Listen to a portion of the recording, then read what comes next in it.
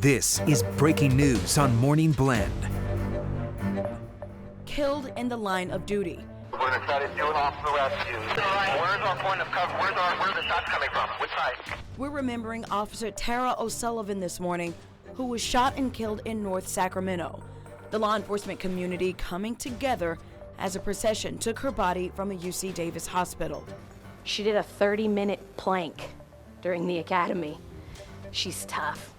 She's strong.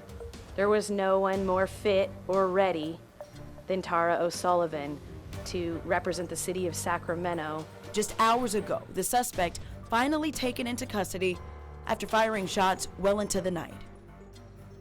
And we are continuing to follow breaking news for you this morning as Sacramento police remember one of their own, fallen officer Tara O'Sullivan. We have ABC 10 team coverage on this deadly shooting. Brittany is keeping an eye on what roads are closed because that is still a really active scene this morning. TC is listening to what you're saying on our Facebook page, and Carlos is live in Sacramento. Carlos, we're going to start with you this morning since you have the newest and latest information, and you were live there on the scene. Tell us what you're seeing this morning. Yeah, we're seeing as more Sacramento police officers are arriving at this location, and we're getting a little closer to where this all happened yesterday. We can't tell you, though, Grove Avenue is back open. It was closed since noon yesterday when this all unfolded. Let's show you that home or that area, though, where it all happened yesterday. That officer shot and killed. You can see several police cars parked in front of it. You can also see paramedics there as well. They've been here for several hours. We can tell you as well that suspect was taken into custody just before 2 a.m. after hours of negotiation with the Sacramento Police Department. We don't know why or what led him to surrender, but again, he was taken into custody. Now, this was a situation that began around noon yesterday, went into the overnight hours, even early morning. It started around noon. Officers got reports of a disturbance between a man and a woman around 3:30. Police got to the home, that's near Edgewater Road and Redwood Avenue, to help the woman gather some belongings. Several officers were with the woman when the man went inside the home at around 6:10 and started shooting with a rifle. O'Sullivan was then shot and went down in a yard. Police say the other officers were forced to take cover and couldn't get to her. About 40 minutes later, an armored vehicle showed up and took O'Sullivan to UC Davis Medical Center, where she later died after having surgery. Now, we heard from Mayor Darrell Steinberg, who spoke at a news conference yesterday. He said how sad this moment was for him and for the city. But he also brought up another fallen officer, Davis officer. It has been 20 years since our department has lost one of its own in the line of duty. But our last two academy classes have each lost an officer in the line of duty. Both Natalie Corona and Tara O'Sullivan had bright futures ahead of them. They had big dreams and even bigger hearts. Nearly 17 hours later, still a heavy police presence here in this neighborhood. People who live in this area are waking up to the same situation as last night. We don't know how much longer police will be here, but of course we'll keep you updated online and on TV here. Stay with us on Morning Blend as we have a continuous live team coverage. We'll send it back over to you, Kirsten. Yeah, people in that area have been dealing with this for hours since around yesterday at noon. Thank you for the update, Carlos. Now, we still do not know who the gunman is. We don't know his motive, or we don't know his relationship to the woman involved in the domestic disturbance that sparked the officer's response. Those are answers that our team is working on getting for you right now and as the day unfolds. And we can get you an update and a full breakdown of the deadly shooting of Officer O'Sullivan. All you got to do is text the word officer to 916-321-3310, and we'll send you a link to the timeline of updates. Now, you have been commenting about the death of Officer O'Sullivan on our Facebook page. We are listening to what you're saying online. TC Newman is going to share what you all are saying. Lots of condolences pouring in from all over the country, really. Right, TC? That's true. We're getting comments coming in about the end of watch for Officer Tara O'Sullivan. She was just 26 years old and only out of the police academy for a short amount of time. Now, the first tweet that I pulled up came from arguably the most famous police department in the world. That's the NYPD, and they are sending their condolences to Officer O'Sullivan's family, friends, and of course, her department. We're seeing that from fire departments and here in the Sacramento metro area, just all over the place. This next one really hit because the hashtag is enough is enough. And that's what In Love Coke wrote on our Facebook page. And of course, adding in prayers for the late officer's department and family. The next tweet actually says something very profound. Lillian Katz pointed out that Officer O'Sullivan was killed in the line of duty while responding to a domestic violence dispute. And she said that she knows what Tara did mattered to the victim. So very true.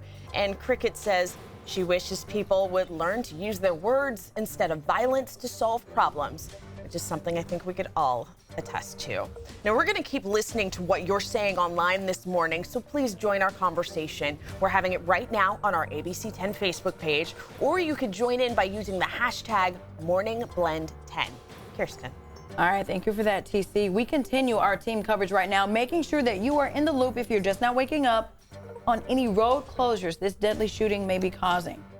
Brittany, we know the police taped off the area overnight. Yeah. Are we still seeing closures in that area this morning? Well, we actually just talked to the police department. Their goal right now is to open all lanes of El Camino before the big rush hour. So as you head out right now, you're still going to see slower drive times El Camino at Colfax, but that is their concern. Their primary goal is to open all lanes.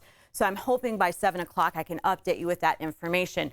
All right, if you usually take 99 southbound, traffic is backed up, and now we're starting to see traffic building on 5 as well. We have an accident involving a tractor trailer. We are concerned with a fuel leak, and we're getting some of the first pictures in of a lot of metal on 99. So you're going to see delays probably for at least the next hour. So again, as we plan your day, we want to take 5 or Franklin Boulevard, but you're going to see those slower drive times as you head out. Quickly, if you're coming in Roseville, traffic is moving for you. Folsom and Davis. Of course, we're going to update you throughout the morning. That's great info, Brittany. Thank you. It is 6:36 on Morning Blend, and it is time to get to other stories that are making headlines right now. More than $2 billion. That's how much money PG&E says you'll have to pay to fix more than 4,000 more issues with their equipment, like power lines, substations, and towers. The company says they've fixed a lot of the most serious problems, but the new issues need to be fixed within the next 90 days. Biden backlash. This morning, former Democrats running for president in 2020 are criticizing former Vice President Joe Biden for his controversial comments. Biden said in his early days in the Senate, they, quote, got things done even when it meant finding common ground with segregationist senators. Cleaning up Turlock. A homeless volunteer program getting people off the streets has more money to do good this morning. A Turlock property owners group just donated $24,000 for the program. 8 volunteers now have full-time jobs, and 6 have their own place to stay. Well, at 6:37, I want to make sure you're prepared as you head out. Take a look at how beautiful this is in the Gilmore backyard. Nothing to worry about, looking stress-free. And as we take a look, if you were worried about triple digits last week, we're getting a little bit of a break. And as we take a look at the models all the way to the end of the month, we're going to see a trend with temperatures headed down the right way. But till we get there, you're still going to see slower drive times and fire weather watch until Saturday. So that's something with high winds. Places like Stockton, Sacramento, Redding could see up to 25 miles per hour winds. And with the dry temperatures, that is why we have a watch. As you head out right now, Sacramento, we're looking at 57, Stockton 61, Modesto, we are looking at 61 as well. As we take a look around the region and help plan your day, yesterday's high was 92. It won't be that high today. As we take a look at your 10-day forecast, next week we're looking at 80s. I'll tell you what's going on, and I'll show you a live look at 99. A portion is shut down near Fruit Ridge coming up next. All right, it is 6:38. Time to take a look at your business headlines, where we break down the biggest business stories that could affect you.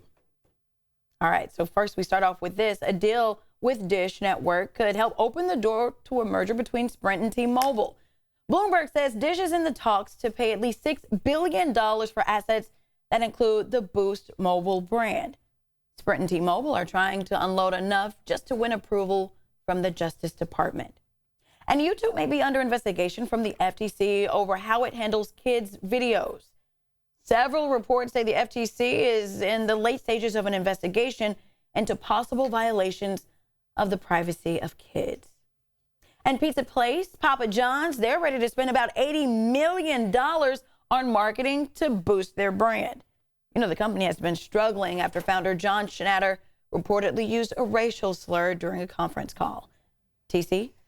Thanks, Kirsten. You know, right now it's time for Click Picks. That's where we take a look at what people are clicking on this morning. You've got to check out this picture. Okay, it's not a painting. Before you see it, look at these rare wave-shaped clouds. This photo is out of Virginia. See how beautiful this is? Oh, I love it. It's like Picasso painted it. All right, let's take a look at weather to go as you head out in the Bay Area. We're looking at 69, the Valley 86, the Hills 82, and the Sierra, we are looking at 69. All right, as you head out with traffic to go, this is what I want to make sure you know as you head out. A portion of 99 southbound is closed near Fruit Ridge. I'm going to show you a live look at that picture coming up next. All right, tragedy overnight in Sacramento. A police officer shot and killed in the line of duty. We're live in North Sacramento. ABC 10's Carlos Herrera is live at the scene of that shooting, and we are continuing our coverage in just a few minutes for you. Stick around. You're watching Morning Blend.